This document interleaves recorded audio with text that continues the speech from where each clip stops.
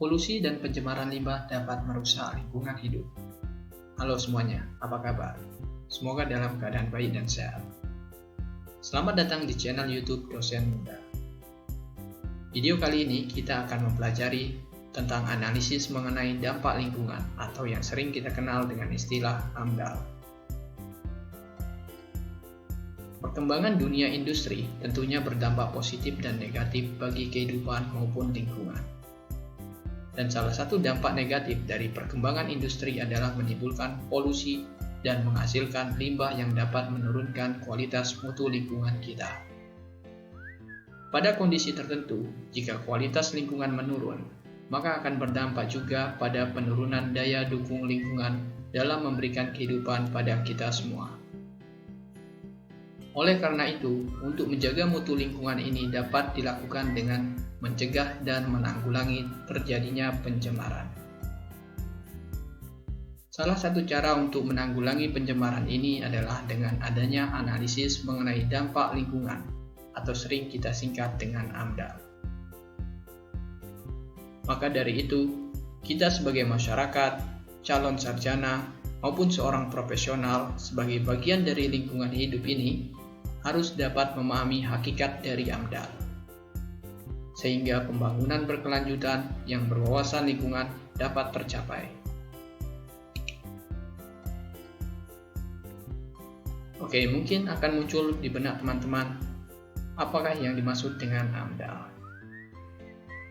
Menurut Peraturan Pemerintah Nomor 22 Tahun 2021 menyebutkan bahwa AMDAL merupakan kajian mengenai dampak penting suatu usaha atau kegiatan yang direncanakan pada lingkungan hidup. Pada dasarnya, terdapat 3 cara yang dapat kita lakukan dalam rangka pencegahan pencemaran lingkungan. Yang pertama adalah secara administratif, yaitu pemerintah mengeluarkan kebijakan atau peraturan yang berhubungan dengan lingkungan hidup. Contohnya dapat kita lihat pada Peraturan Pemerintah Nomor 22 Tahun 2021 tentang penyelenggaraan, perlindungan, dan pengelolaan lingkungan hidup. Lalu yang kedua adalah secara teknologi.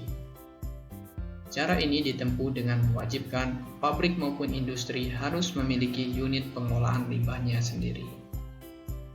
Jadi sebelum limbah pabrik atau industri ini dibuang ke lingkungan, maka pabrik wajib mengolah limbah tersebut terlebih dahulu.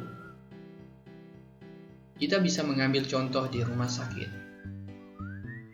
Rumah sakit harus mengolah limbah medis maupun non-medisnya terlebih dahulu sebelum dibuang ke lingkungan.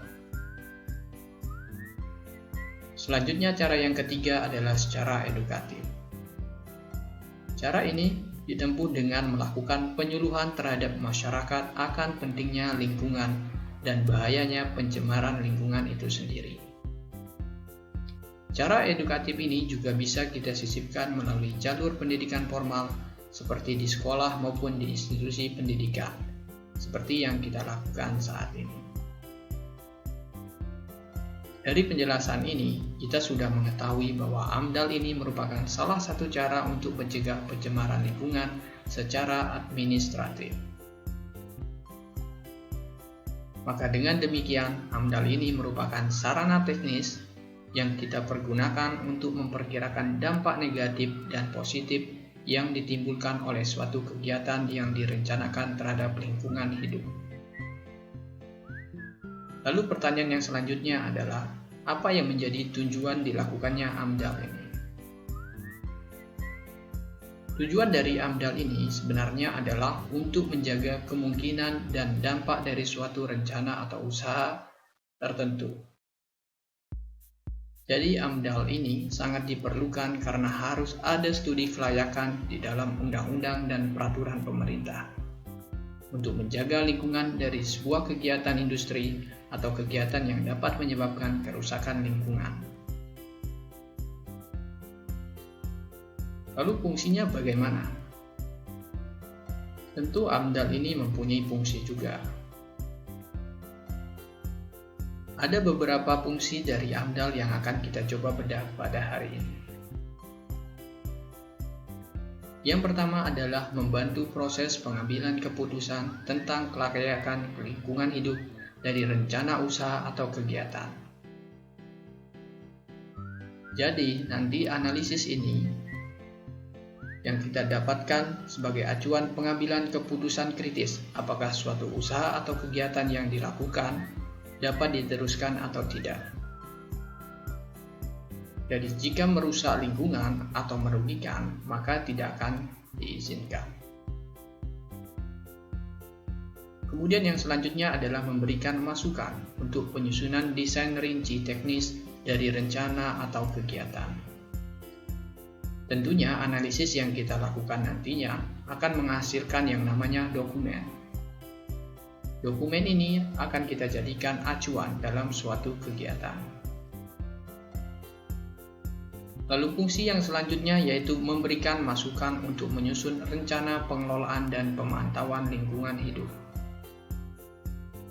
Hasil analisis yang kita dapatkan juga sebagai masukan bagi pemrakarsa atau yang mempunyai proyek terhadap dampak pembangunan ke depannya. Fungsi yang keempat adalah memberikan informasi bagi masyarakat atas dampak yang ditimbulkan dari suatu rencana usaha atau kegiatan yang dilakukan. Tentunya ini menjadi kewajiban pemrakarsa atau yang mempunyai proyek untuk menyampaikan informasi kepada masyarakat sekitar terkait dampak dari kegiatan yang dilakukan berdasarkan analisis dari AMDAL. Yang kelima adalah sebagai bahan perencanaan pembangunan wilayah yang dapat digunakan oleh pemerintah daerah dalam pembangunan berwawasan lingkungan. Dan yang terakhir adalah sebagai izin kelayakan lingkungan yang nantinya dapat digunakan sebagai payung hukum dalam kegiatan tersebut. Nah, inilah 6 fungsi dari AMDAL yang perlu teman-teman ketahui. Lalu selanjutnya kita akan bergeser untuk membahas tentang manfaat dari AMDAL.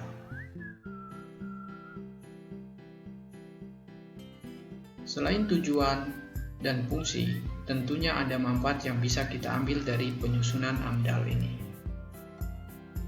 Secara umum dapat kita gariskan sebagai penjaminan suatu usaha atau kegiatan pembangunan yang layak secara lingkungan, sehingga dapat menekan dampak yang ditimbulkan.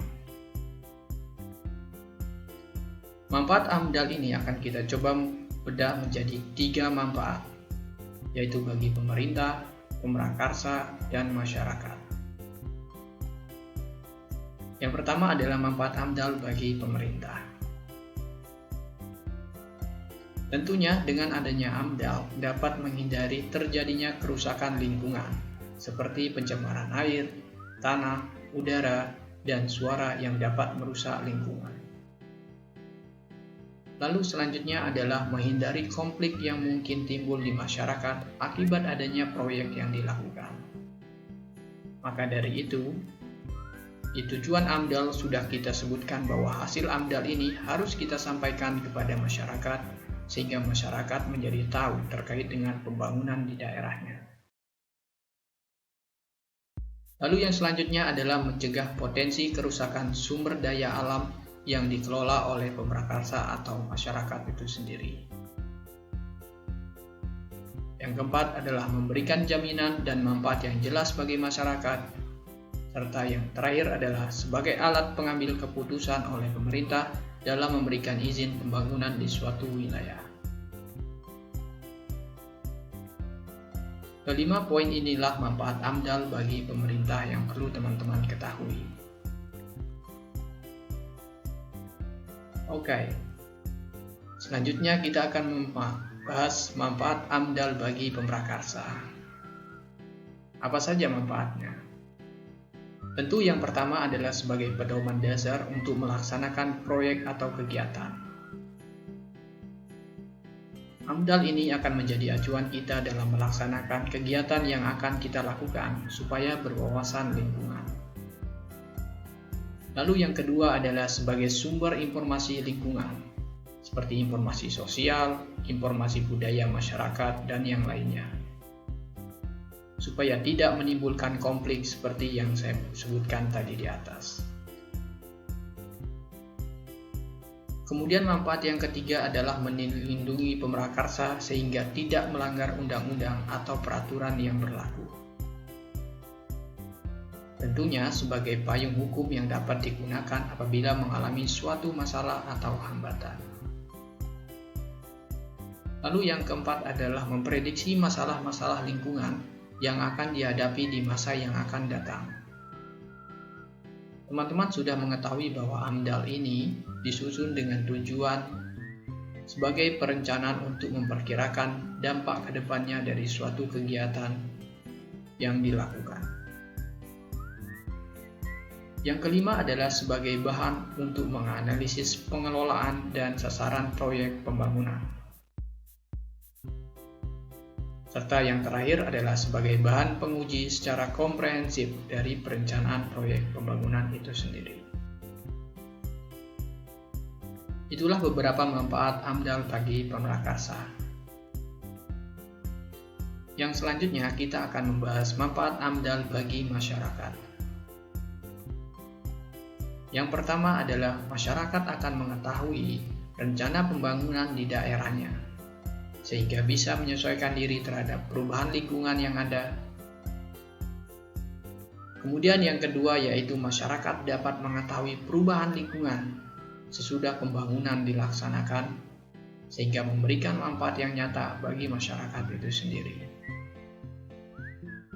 Yang ketiga adalah masyarakat dapat memahami permasalahan mengenai proyek secara jelas, sehingga bisa terhindar dari kesalahpahaman serta bisa menjalin kerjasama yang saling menguntungkan. Dan yang terakhir adalah masyarakat dapat mengetahui hak dan kewajibannya dalam menjaga dan mengelola kualitas lingkungan. Itulah 4 manfaat AMDAL bagi masyarakat, yang dimana semua manfaat AMDAL ini baik bagi pemerintah, pemrakarsa, dan masyarakat yang saling berkesinambungan dalam mendukung pembangunan yang berwawasan lingkungan. Baik, selanjutnya kita akan mempelajari dokumen AMDAL. Seperti yang saya sampaikan di awal bahwa penyusunan AMDAL ini merupakan salah satu prasyarat yang harus dipenuhi oleh pemrakarsa sebelum mendirikan suatu usaha yang memiliki dampak luas terhadap lingkungan. Maka dari itu ada beberapa dokumen yang harus dipersiapkan. Dokumen AMDAL ini terdiri atas 4 komponen dokumen yang dimana saling berkesinambungan. Yang pertama adalah dokumen kerangka acuan analisis dampak lingkungan atau disingkat dengan istilah KA-ANDAL. Jadi dokumen ini disusun paling awal sebelum dokumen yang lain. Dan juga dokumen ini akan mengarahkan jalannya studi analisis dampak lingkungan agar lebih efektif, efisien, sesuai dengan biaya, tenaga, dan waktu yang tersedia. Kemudian dokumen yang kedua adalah dokumen analisis dampak lingkungan atau dokumen ANDAL itu sendiri. Dokumen ini berisi masukan penting dalam pengambilan keputusan, rencana usaha, serta kemungkinan dampak yang bisa ditimbulkan dari suatu pembangunan. Dokumen yang selanjutnya adalah dokumen rencana pengelolaan lingkungan atau disingkat dengan istilah dokumen RKL. Pada dokumen ini berisi berbagai upaya penanganan dampak besar dan penting terhadap lingkungan hidup yang diakibatkan oleh rencana usaha. Jadi dokumen ini digunakan sebagai petunjuk dalam bentuk rekayasa teknologi dan rekayasa lingkungan yang dapat diterapkan untuk mengatasi dampak yang ada. Lalu dokumen yang terakhir adalah dokumen rencana pemantauan lingkungan atau dikenal dengan istilah dokumen RPL. Pada dokumen ini memuat rencana pemantauan lingkungan yang telah dikelola sebagai dampak besar dan penting dari suatu usaha.